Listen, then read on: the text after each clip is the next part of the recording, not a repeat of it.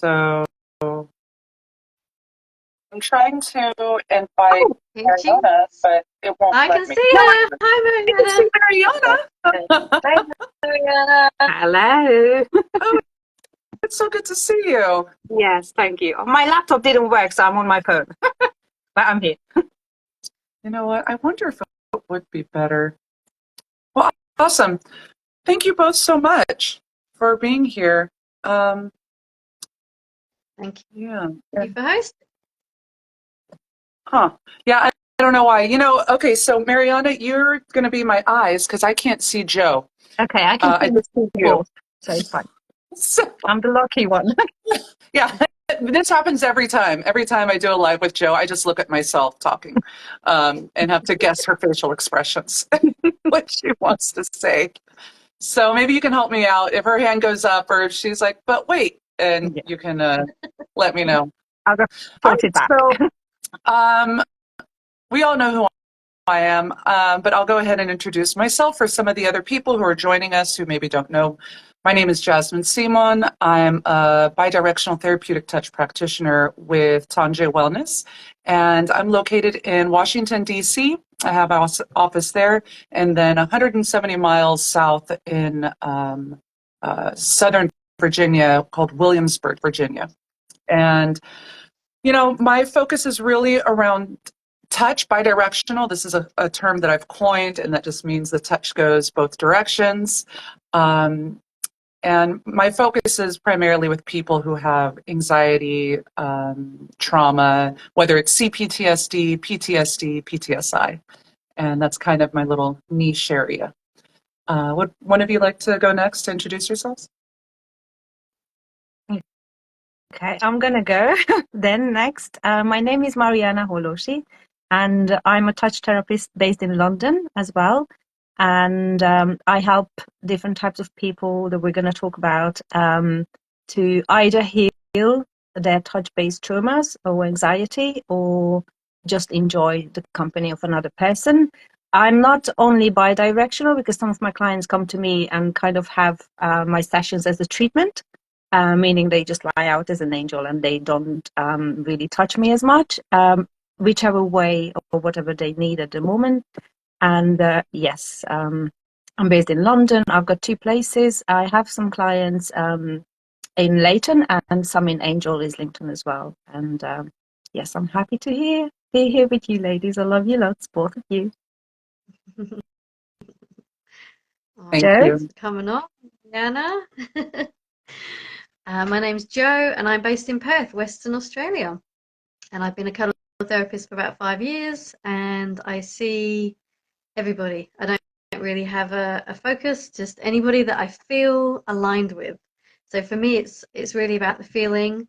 If I feel that there's going to be some benefit there, then great, they are an aligned client for me.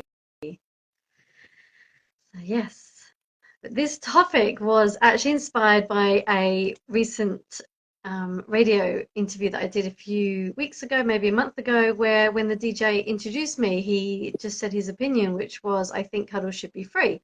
And afterwards, I was really reflecting on that, and I thought, this is really powerful because, of course, the average person doesn't know why we charge money because they don't know what people are, they don't know really what is offered in a sessions. Like, how would they know? So I felt like a deeper level of compassion and understanding for the average person in the street. And I thought it'd be a great idea to write a blog. So I started to write a blog, but then I thought I want to know what my colleagues' thoughts on this because they could share something with me that I'm not aware of why what they think they're being paid for. So this is really exciting because I just want to open this discussion, and also as cuddle therapists, our part of our role is to educate the public in what are they paying for. So I'd love to open this discussion. I mean, I know what I'm being paid for, but I'm curious as to what else could come from this conversation of like some insights and aha moments. So I'd love to hear from one of you lovely ladies of your thoughts and experiences and reflections of what you're being paid for. Thank you. Yeah. Um, whenever I am asked that question, or not, I haven't actually been told that. Whenever somebody says, "Oh, this should be free," in the past, I've heard that quite often, and I usually go directly to, "Do you work for free? Why aren't you providing your services to your boss and the corporate company that you work for free?" Because there's value in what you're doing, and of course they'll say yes. They should be paid for their work, for the value that they're bringing. And then that's when we go into it. Well, you're here for a reason because you deem this service valuable, right? Sure. Well, then don't you think that we should be paid for what we're doing, for the service that we're bringing? And then that can go into so many different things. And what I've noticed, particularly with clients or potential clients, because it's often been mentioned in a consultation, then from there, it'll usually lead to, well, I've just been so lonely and I can't afford to do this all the time and I really need the touch. Okay. So then you're getting down to what it is, what the issue is. And that is that, that they can't afford it and that there are not any social services, at least not here in the United States, that will provide any kind of subsidy for this type of service. Now, that shouldn't fall on my shoulders. It shouldn't fall, and this is also what psychotherapists deal with, talk therapists, that, people will say, you should do this work for free. So it's not just cuddle therapy, but this is something that's seen throughout the healthcare, mental health and physical healthcare field here. I'm not sure if that resonates where the both of you are. If it's the same there, that people should just be doing like doctors, they should just be taking care of us for free. Mm. Yeah, I love that because I hadn't actually thought of that. So that I hadn't thought of that. The main thing that I think about is that they're paying for my ability to hold boundaries. And then the second thing is they're paying for to receive touch and to receive my attention and to receive that it's all about them. And so that's why it's different from cuddling a friend, because when you're cuddling a friend, it's a bit of give and take. But in a cuddle session, it's all about the client. I'm in service and they're receiving. But it's more about the boundaries, and it's more about keeping the session platonic. Because again, you could go to a friend and say, "Can we cuddle?" But can you really trust your friend that they're going to keep it platonic? So that's what they're paying cuddle therapists for, is that they can trust us, or trust me. I can only speak for myself. They can trust me to keep it platonic, and I'm a safe person that they can feel that with. So yeah, that's kind of my 2 cents on it. I've got some other ideas, but I'd love to hear from Marianna. Yes, thank you. So in my case, I hear that a lot as well, but I know, Jasmine, like in America, this has been going on for a while, and you, Joe, you've been doing this for a while as well. I've started this a bit less than 2 years now, and I'm one of the first one who does it one-to-one. And, the UK population is not as warm as other people are. So I do get this a lot, like, cuddle should be free. And what I'm thinking is, cuddle should be free, could be free, but then why don't you cuddle your mum?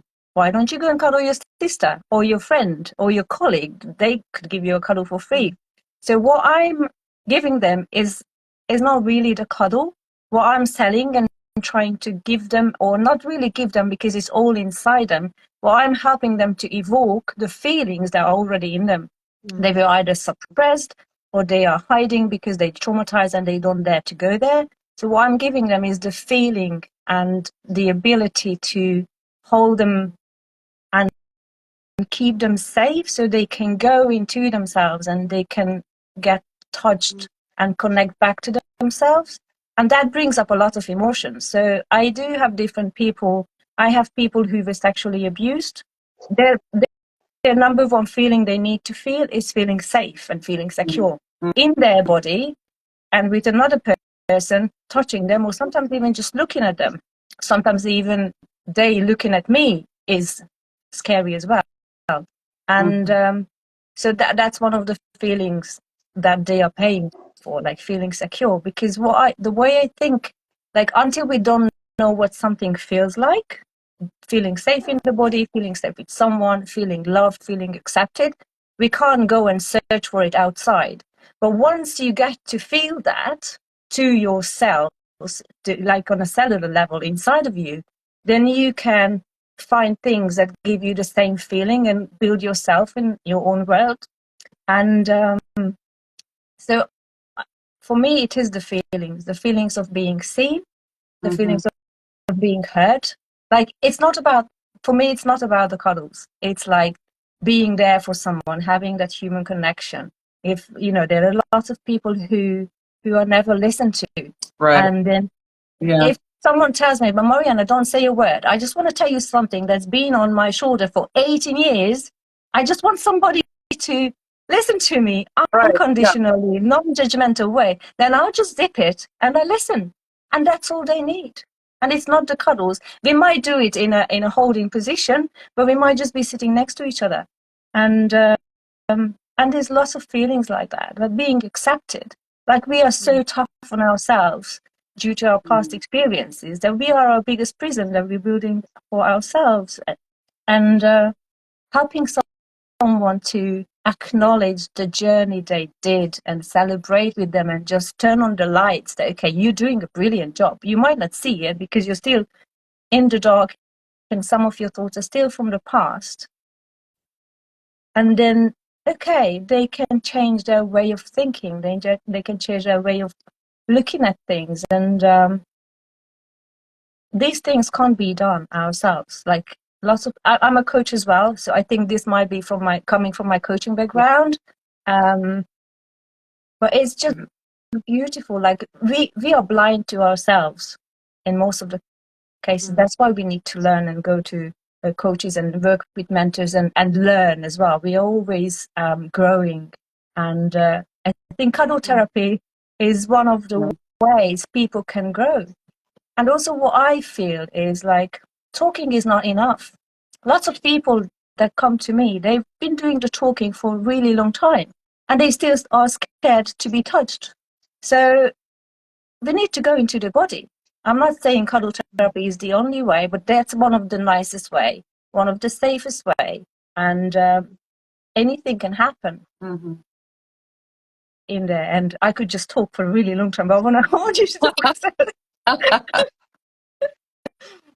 I think you hit the nail on the head. I think with a lot of people who have trauma, checking in with their body, the somatic side of therapy, it's definitely very, very helpful. And that's a piece of the work that we do, is that somatic aspect of seeing how your body is dealing with the trauma that you endured, that you experienced. Most definitely.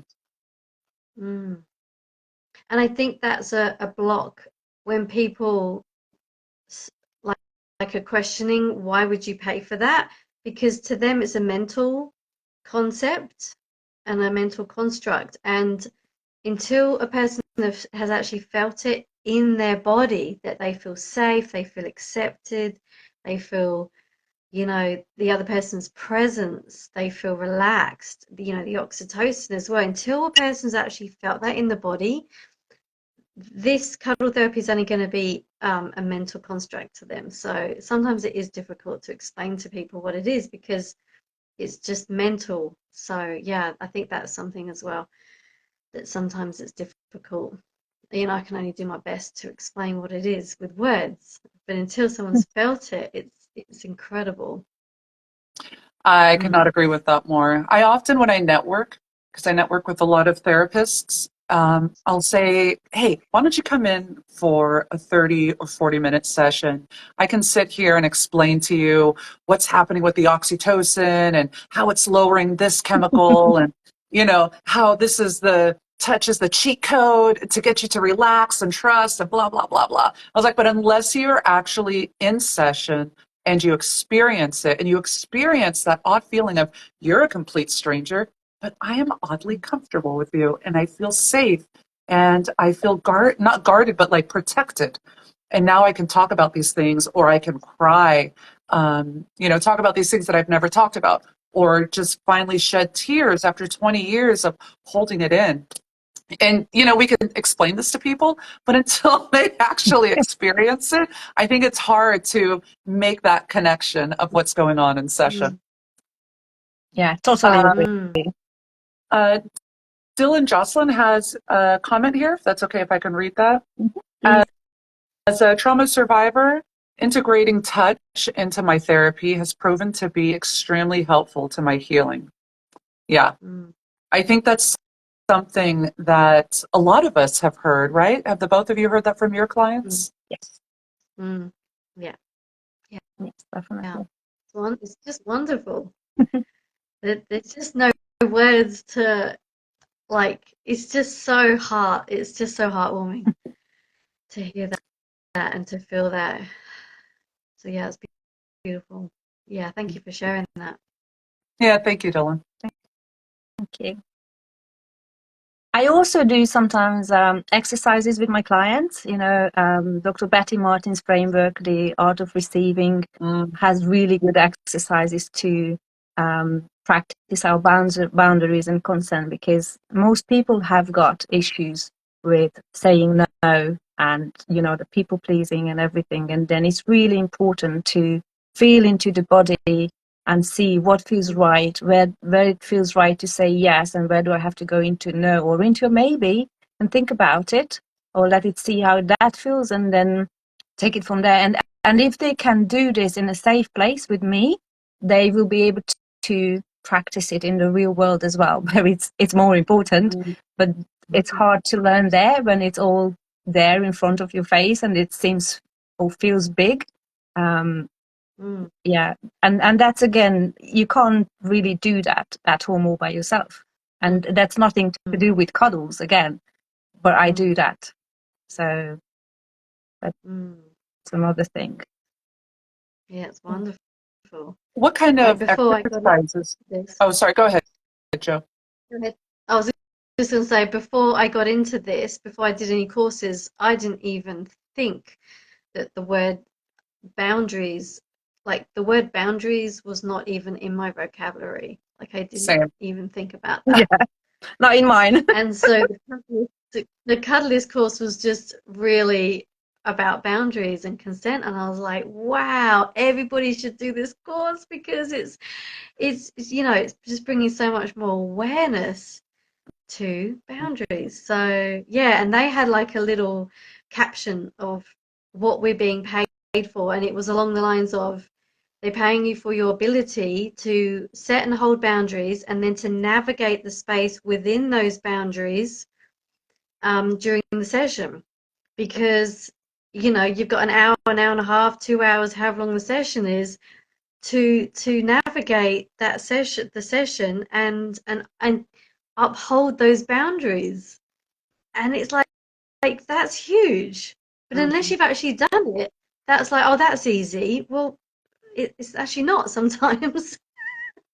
So yeah. But yeah, what were you gonna say, Jasmine? I was going to ask Marianna about the different exercises that you do. If you could give us an example of one. Yeah, it's, for example, the 3 minutes game is when we ask each other questions like, can I touch you here? Can I do this to you? Whatever the case is. And then they have to say yes, regardless why I do. And then we can talk about the feelings it evokes in them. And, or the other way around, that they have to say no to everything I ask, or they do it to me as well.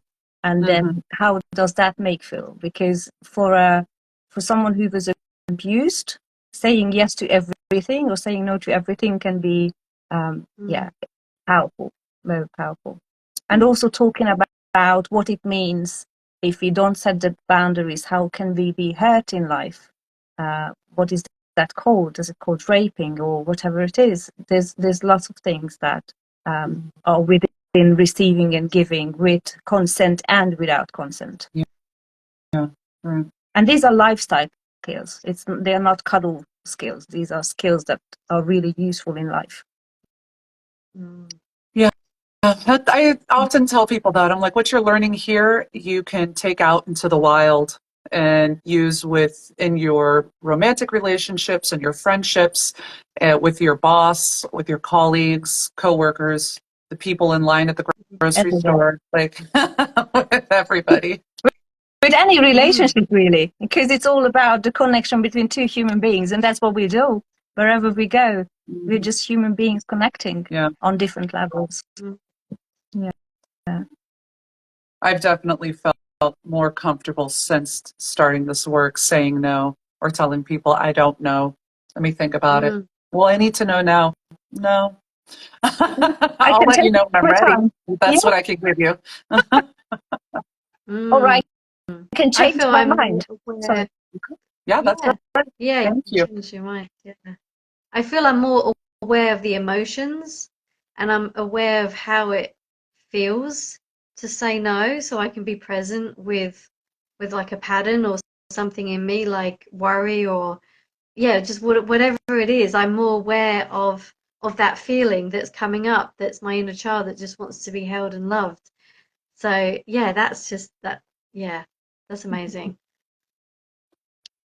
Yeah. And You had asked at the beginning of this, Joe, what people are paying for. And I kind of want to go back to that um, because I don't know how it is in the UK or in Australia, but here in the United States, we don't have any kind of licensing for cuddle practitioners, whether they're professional cuddlers, cuddle therapists. It's all kind of, it's very much like a life coach. Like you don't have to get training to call yourself that. The only caveat in certain states in the United States is that you can't call what you're doing therapy. There has to be a disclaimer because therapy is licensed or it's allowed by a board. So people can call themselves a therapist, but they can't call what they're doing therapy. And again, this is only in certain states. The state I'm in Maryland, in Virginia, and DC, maybe not DC because that's not a state, but anyway. Um, and so, is there, we have to learn like what we're doing, and there is a lot of on-the-job training. I think there's an aspect of um, professional expertise that happens that we're also bringing to it. So you were talking about not holding space. What did you say? You said boundaries, right? That Yeah. you're holding Mm. boundaries, Setting but it's the boundaries, same as, following boundaries. right, it's the same as holding space, but we have to learn how to do that. And that is a Mm. part of what we're offering in session. So Mm. yeah, you could just go to anybody. I'm going to kind of be a jerk and say you could go to anybody like on Cuddle Comfort, and that's really anybody can log in there and say I'm a cuddle therapist. You do get a little bit of training with the different certifications. I think Cuddlists is still online. Cuddle Sanctuaries is in person and live virtually. I also offer one. Sam Varnerin from Snuggle with Sam offers one. And I think that's part of what people are paying for is that expertise, that education that we're doing. Mm. And not just the cuddle certification, but also all the other certifications that we get. If you've done like a pro certification with Betty Martin, I haven't done it, but, or different types of life coaching. I've done neurolinguistic programming. All of that, I think, builds into what we're offering and how we're Mm. holding space. And I think people sometimes forget that. Mm. Yeah, absolutely. I very much agree to Yeah. that because I do have clients who've been on Cuddle Comfort and they tell me what happened in some of those sessions, and they are, yeah, not in good hands with some of those people. And it's a shame. I can't do anything about it. We don't have a regulatory body in England either. We've got only one course we can do, which is online. You have to do like 20, there's 22 modules, I think, as far as I can remember, and you have to write 22 assignments. But obviously, if you haven't healed yourself to be able to hold the space, that certification is not going to give you anything.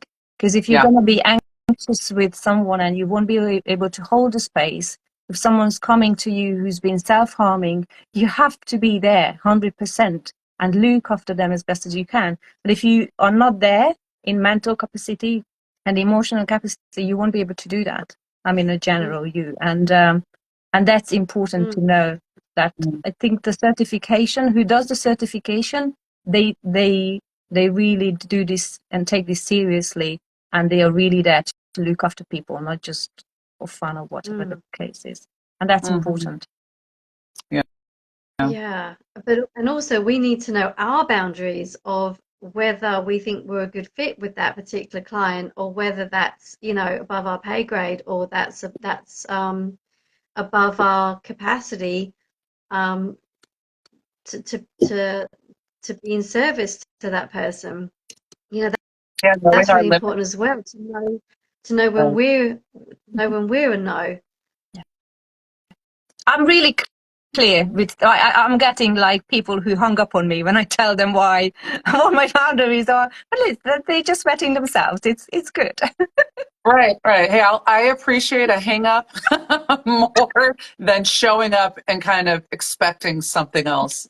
It's That I like, don't. you can just hang up on me. It's okay. Yeah. Well, this Yeah. is why I always say the screening process is just as important as the session. Mm, Because if I haven't screened that person properly, I could be putting myself, either in danger or in a really awkward, uncomfortable situation I don't want to be in. So, and that's again what training is there for. The Cuddlist training was amazing for how to screen somebody. It's, there's just no way I would have been able to do that. There's just, I'm just gobsmacked that people do this without any training. I'm like, how would you know what to do?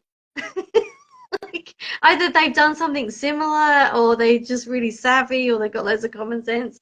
But it's just like, yeah, it's really important to, yeah.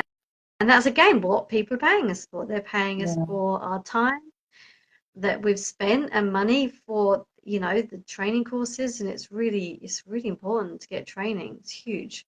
yeah. That's also up to the potential client to ask the professional cuddler or the cuddle therapist, what training have you done? Like, they got to vet the cuddle therapist as well, or why are you doing this? I love it when potential clients ask me, why are you doing this? Why do you cuddle strangers? And they're curious. They're not saying it, they're saying it out of curiosity, or they say, why did you start this? And I think that's really important to put it out there as well to people, that if you want to hire a cuddle therapist, get curious and ask questions about them, because you're vetting them just as much as they're vetting you, so that you can be a good fit for this amazing, unique modality.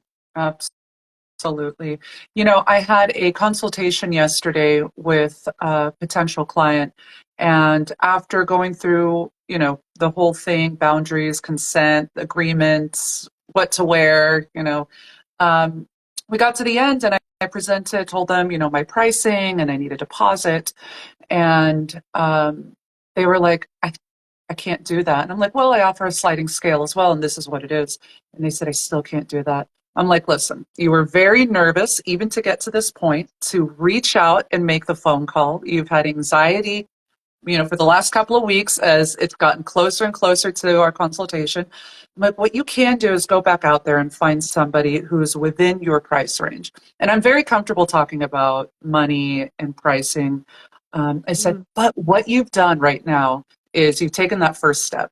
You've gotten mm, past the anxiety of having that first contact with a practitioner. I said, mm, and you know what it's supposed to sound like and look like when you do meet with a practitioner. You know that you're supposed to have these boundaries established. Where do you like to be touched? Where do you not like to be touched?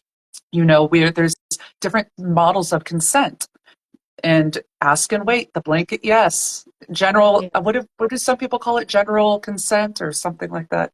I'm so rigid in how I do it. I'm like, and communication. So we've gone through all of these different ideas and concepts which you've never been exposed to. Now you are, and you can take that out to your next practitioner that you meet. So, Mm, and that in and of itself is a learning experience, and setting him up for success for when he does meet with a practitioner in mm, person. mm. That's beautiful. Yeah, you're amazing. Oh, That- thank you. really, no, that's really amazing, because not everybody's like you. So I just want to say that's amazing. And going back to the question, sorry? oh, Yes. no, So go ahead. anything else, something else, yes, to what people get paid for. So if someone's open to learn how to process emotions, what are the techniques they can use? I'm trying to teach it as many people as possible as well, because the way we were brought up, these things are not taught at school. Like, we have to learn it. And I've read plenty of books. I've done lots of courses.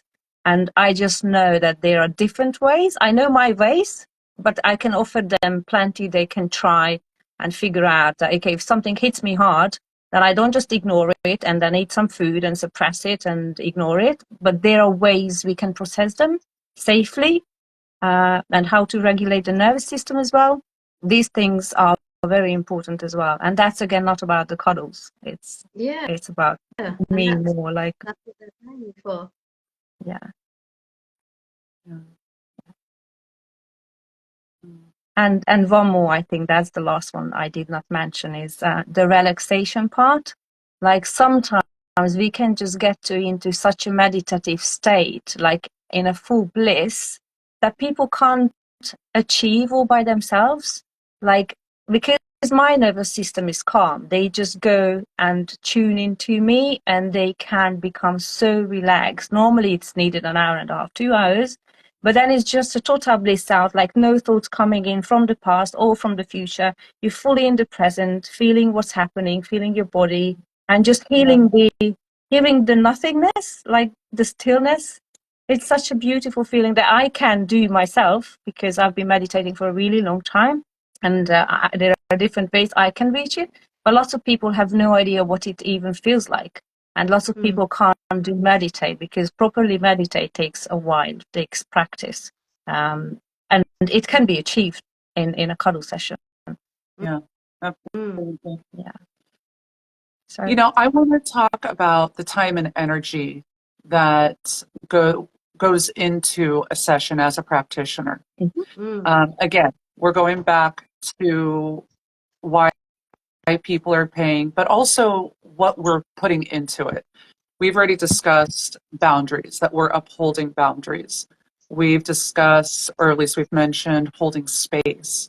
And that also includes not just managing our clients' emotions, but managing our own emotions. Do you have any examples or situations, or even your thoughts on having to manage your clients and your own emotions in session? I normally have to be rigid with my morning and evening routine to regulate myself and be in the state. So if there's something happening in my life and I'm seeing a client, I'll make sure that I get into the state where I can hold the space. If it takes cancel something and just have an hour of meditation and tune into myself, then I'm going to do that, because I'm not showing up to a client not 100% ready for them to be there. The sessions are not about me. It's about them and for them, but I have to hold the space. So I'm taking that really seriously. It's really funny. Life is really funny. Like, we have a life and things happen in our lives as well. Yeah. But every time something serious is hitting me and I need time to process that, I never have clients for those few days. It's really funny. Like, it's organized in perfect order and timing. Like, I don't have to cancel anyone. And on those days, I can just focus on myself, do my processing and healing. And when I'm ready, then I get the next phone call. Can I just book you in? It's really interesting how it is supported. It's really important, because I've heard stories about people that we need to be ready. We just, whatever it takes, we have to be there. Because I do have serious clients as well. Like, I had one client that was really, his body was storing so much that he was kind of in a seizure. Like, I was like, okay, these are positions that I'm not sure. And I was like, okay, but he's safe. I'm holding him. I'm safe. I know what I'm doing. Things similar happened to me as well. I know it's just a release. It's a really tough one. And then I just kept, that's why I don't give discounts, because the longer the session is, the harder it is for me to hold space. And then I just had the space. Say that again, Marianna. Yeah. Say it again. So The longer this session the is, harder it is to hold a space, because in the first half an hour I can be okay, but if someone's really letting go or crying in my arms for 2 hours, I have to be just as present after 2 hours as I was at the first minute. Mhm. It's hard work. It's Yeah, really hard, yeah. and only Mm. someone who is regulated her or his nervous system and looks after themselves can do it. It's not just Mm. okay, I'll go and I'll hold you, give me a cuddle. It's hard work, emotionally It hard work, and is I can't taxing. start crying with them. Yeah, Right? yeah, it's Now, did you say you cannot cry with them, or you but sometimes do cry with them? I do so I sometimes I have tears, but I can't just break out, just they are like, yeah, Mhm. Mhm. sometimes, because if I hear stories that are really tough, it touches me. I'm not gonna not cry, but I did not mean in the way that okay, I break down and I just can't help them The anymore two of because you. but yeah, there's a difference. Yeah. Mm, yeah, we're not Mm. hard as a rock, right? We're not stone Yeah, or made of stone. yeah. What are your thoughts on that, Joe? To tell you the truth, I haven't had many clients that have had strong emotions. So my cuddle sessions seem to be pretty fluid and easy and kind of, what's the word, relaxing. I think I've Hmm. only had one this year that was really emotionally tough for me, and that's it. And then I thought afterwards, I'll be a good fit, and do I want to see this person again? Because I think that this is outside my scope of expertise. Hmm. And then they have in again. So I kind of feel like the universe is going to give me exactly what I need. The universe is going to give me the clients that I'm most suited to. And those that don't get back to me or cancel, that's great because they've screened themselves out. I'm not meant to see that person. So if if or when clients do have big and strong emotions, the the thing that I'm always saying to myself is stay present, stay present, stay present. And if I'm starting to have uncomfortable emotions, then I am present for myself, because I can't be present for somebody else if I'm shoving down my emotions and and not taking care of myself. So then I become priority, because then when I'm being present with any uncomfortable emotions in me, they can alchemize a lot quicker, and then I'm back to being present with my client. I mean, it doesn't happen very often, but yeah, once or twice it happened. Hmm. Yeah, yeah, I think that's also what makes the difference of coming in and talking to a practitioner as opposed to talking to your friend. Your friend is going to be emotionally involved and say, you shouldn't let them talk to you like that. You need to do more. Or I would not take that at any point. Or that's really wrong. Or they might be judgmental to you. And so we provide this space where they can just come in and be like, my feelings were hurt, or this is what Mm, I did. They can talk about their experience, and we will be there just to listen. Like Marianna said, mm, zip. mm, Just hear what they have to say without any judgment.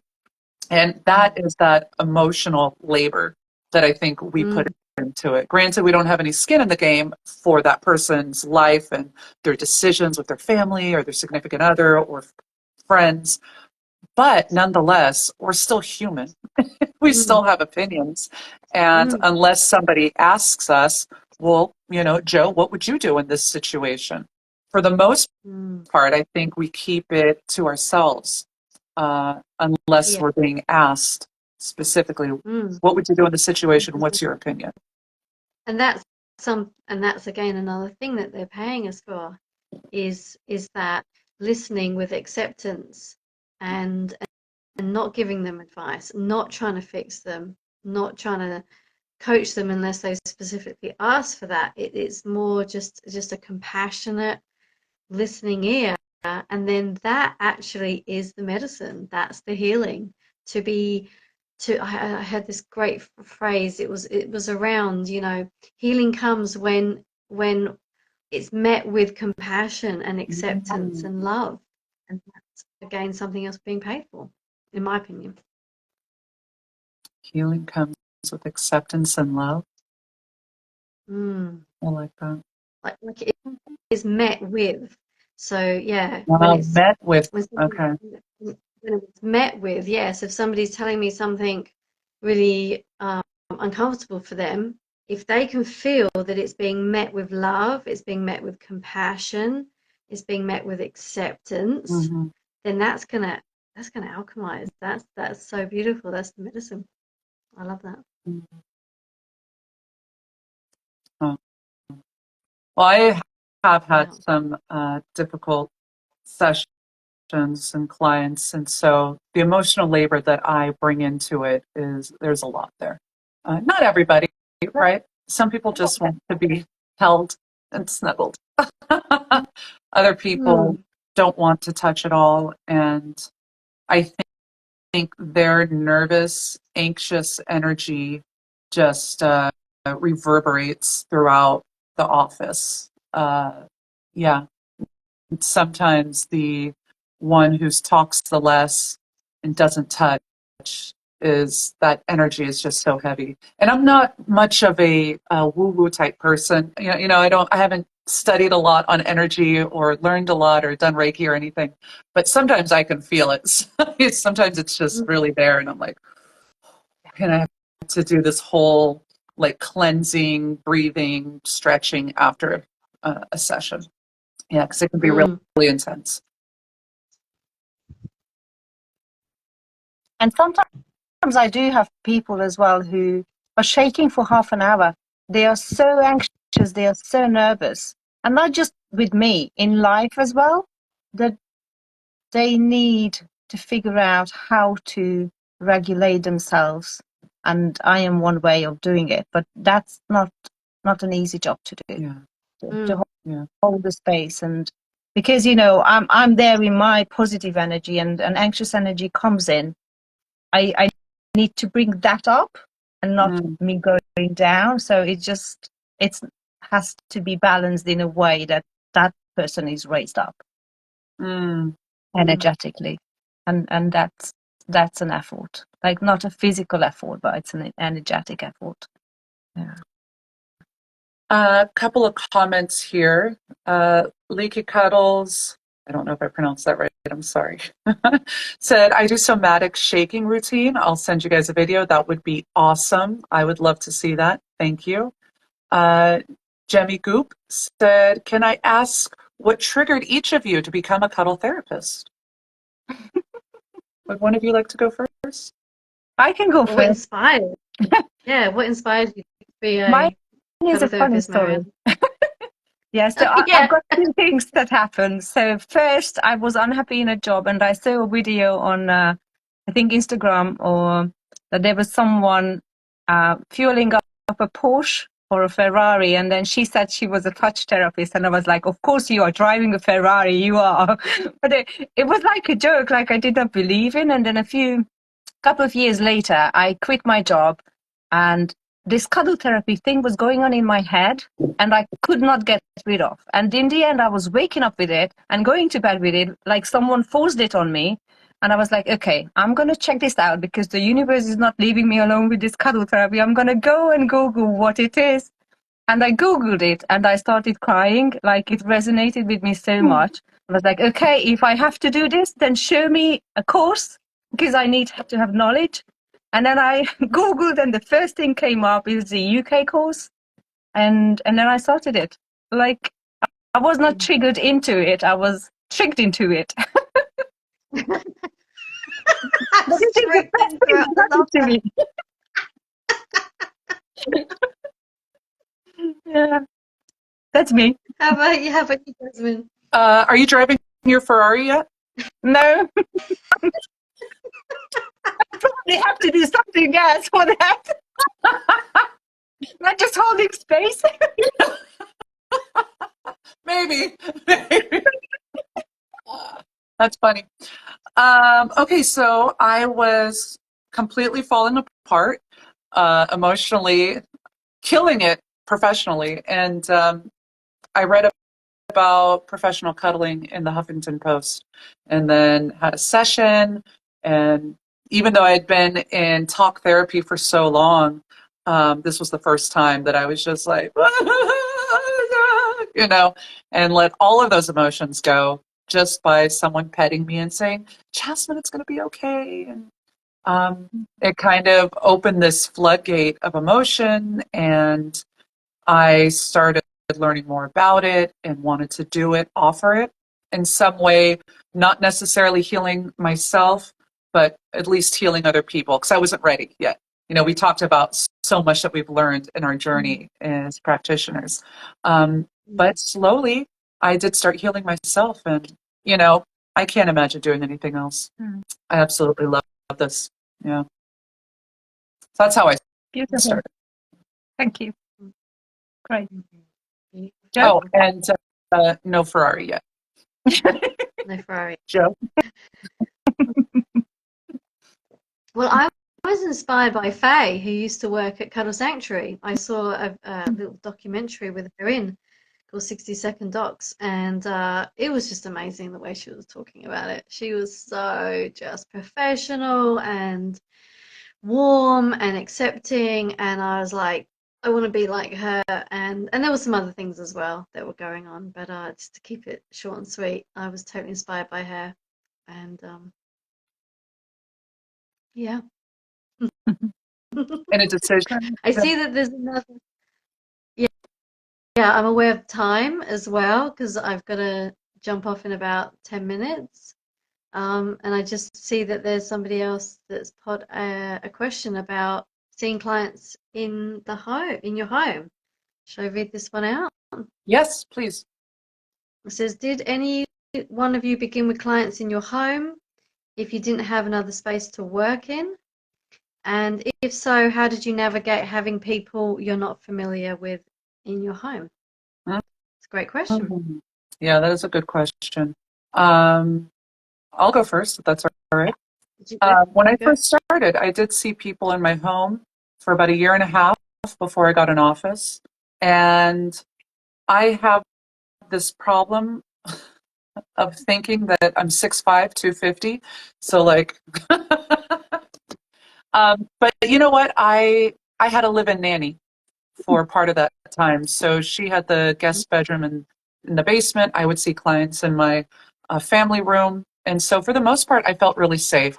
I also feel like I could protect myself. I never had anybody show up to my house after the sessions. And of course, I also did the consultations as well. So the vetting process. But for the most part, I felt really comfortable. And the only reason that I got an office is, one, I hated having to clean my house because I had a dog and 6 kids. And two, I kind of felt like after a while, this is my sanctuary. My house is my castle. And not having, the biggest thing was not having to clean up. And some of the kids were going to be here at the house all summer long, so I wasn't going to be able to see clients here. It just, there's no way you can have kids running around and it be calming and relaxing. So I ended up getting an office instead. Yeah. Okay, me, I did have clients in my home and I still have a few. And the reason for that is at the beginning, I didn't find an office. Actually, one of my clients found it for me, the one I am still using. It's really funny. It has a really big sofa, but it's limited. So if someone's taller than 5'9", maybe 6, it's not doable. And I'm still in search for a place that has got a bed, at least a single or a bit bigger than a single bed, and not a sofa only, and I can't find any. So at the moment, I am having clients at home as well. And yeah, there's lots of things. It always has to be neat and tidy. I always have to wash up the things, and it has to be quiet. I need to make sure no one's around. It is limited, but I'm not giving up finding a place. Maybe if I get there business-wise, maybe I'll just rent a place and I build it myself, and maybe that would work. Yeah. But I'm not there at the moment. Yeah. And what I do, is I vet them. So I really have a deep conversation, and that's what I do anyway. I don't book in anybody who I think would want something else or would be a trouble. Yeah. I really have a really good system, and I never ever had any issues. Nothing with no one. So I think I'm really doing a good job with that. Good. How about you, Joe? Yeah, I saw people for a very short period of time, long time ago at my home, but it just didn't really work because my home is so small. And it just, again, it was just a feeling. It was just a feeling and some other things. And it was like, no, this isn't working. So I just do outcalls. Yeah, I just do outcalls now. And I'm open if there was a space that somebody offered to me that I could use, like an office space, like one day a week or something, at really reasonable price or free, I would be like, yeah, let's try it out. But for me, it's got to be a feeling. It's got to feel right. Right. Yeah, that's nice. Do you have time for another question, Joe? Yeah. Yeah, we've got a question here about social lives from Lucky Cuddles. How do you guys balance your social lives? I find it hard to balance plans since I'm not sure how much energy I'll have left after a workday. Spontaneous plans only? Question mark. Yeah, that's a good Yeah. question. Who'd like to go first? Yeah. I've just got in the flow. I don't have set days or set times. I'm not like you, Jasmine. I don't have like the set days. I just take one day as it. Yeah, I just work one day at a time. I don't tend to make lots and lots of plans. So yeah, for me, I love spontaneity with just a little bit of planning. Wow, to be so fluid. I would be lost. I would be an absolute disaster if I were that go with the flow and fluid with my day and time. I'm saying that's incredible. It's amazing that you can do that and just be cool. I need Yeah. I have a lot of rigid. Let me rephrase what I'm trying to say. I have dedicated, compartmentalized days in everything I do. My entire week is scheduled out. Because of that, I don't make plans too far or too soon. And also, if it's not on my calendar, I don't do it. You know, I only see clients Thursdays, Fridays, Saturdays. I typically only meet up with friends and go out Saturday evenings. Wednesday nights, when my kids go to their dads, I don't do anything. Wednesday nights are my nights, and my friends and my partner know that. They're like, enjoy your night, because I just want to be left alone. I've been working constantly. I've been momming constantly. So yeah, and I have no problem canceling plans and just saying, hey, I had a tough day. I can't meet you guys. So That's great. that's boundaries. Yeah, I love that. What did you say? Being able to change your mind? So I think if I would have kids and I would have a partner, probably my days would be more scheduled as well. But because I don't, I can do what I want to do whenever I want to do. So, and also I'm building my life from scratch. Like 2 years ago, like everything's new in my life. There's no old people. There's no old nothing. So I am still creating it, and my social life is not as big as it will be. But my clients don't drain me. Like I know that my maximum is 2 or 3 clients a day, and there's no week when I have 3 clients every day or 2 clients every day yet. So I'm absolutely fine with 2 clients and doing whatever I want to do. Obviously, it's scheduled, so I know what I'm doing and when, but it's not a problem for me. And I think this is why it is important to regulate ourselves, because even if I have a really tough client, I just go out for a walk for half an hour in a park, and then I'm back to normal. It does not do anything to my evening or my life. It's not taken away, it's given. But I had to get there emotionally. I really had to do lots of work in me. Raven has some appreciation, saying, thank you all. I'm working on putting a system together to start seeing clients soon. So I appreciate your wisdom. That's awesome. Thank you. It's wonderful. And hi, Jazz. I'm a little late, but here to support. Not sure what to say, but just quietly here. Thank you for That's being here and perfect. supporting us, Jordan. Thank you. Yeah. Thank you. Yeah, it's been very engaging. I like it. How amazing. And it's so cool to be three. Yeah, this is the first live that we've had three of us. So super And it duper. looks like we have space for one more, so we'll have Yep, to I think do this again. yeah. Definitely. Someone And else on. thank you all. I know, Joe, you said you have to get going. So do you have any last words that you'd like to share, Joe, Well, Marianna? Joe's thinking she's going to say it soon. I don't know. I'm just It's getting trying. late here. Gosh. I'm just so grateful to have this community and that we get to.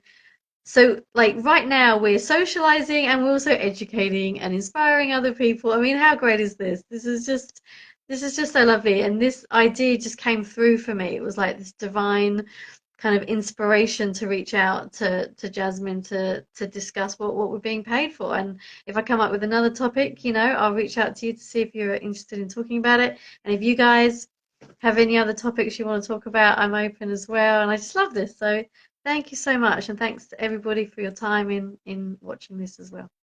Yes, I would like to say thank you to both of you. You're the two favorite cuddle people in the world. Like I spent a lot of time with Joe as well. Like we are friends, never met, but we know each other really well. And Jasmine, I really adore your work as well. Like for me, you are the one who knows everything about it. Like this is really new in England. And I was trying to build relationship with other therapists here, and it's just not happening. And I think this is beautiful. Like three continents, three ladies doing the same thing, connecting and supporting each other and everyone else in our environment, our clients. This is huge. This is the most beautiful thing. And I know Joe is amazing as well. And it was really like my two favorite cuddle people in the world. Being here for an hour is just the best thing. Thank you. Yeah.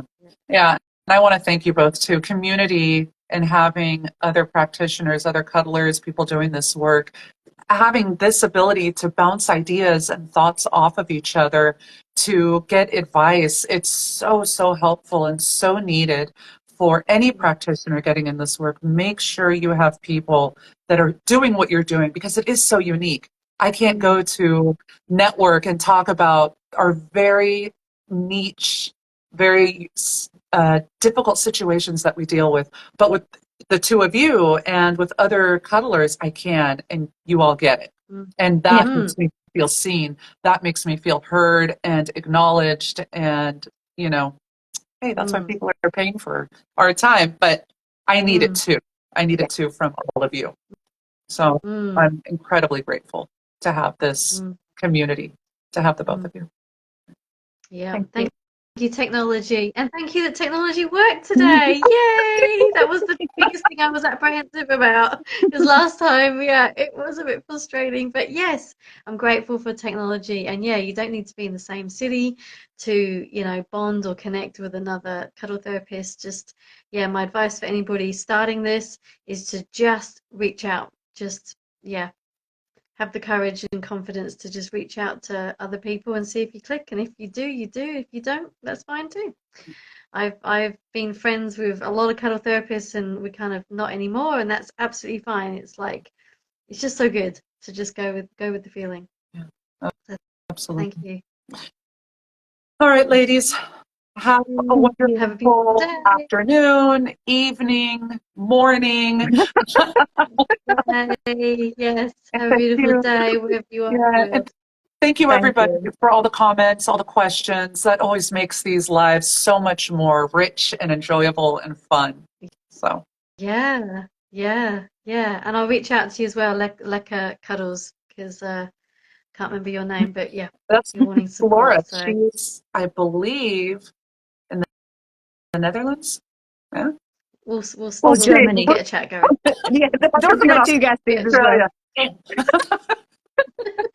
Good. Okay. All right. Thank you so much. Have a Everyone. wonderful Bye bye, day. everyone. Thank you Bye. for being here. Bye. Love you. Bye. Bye.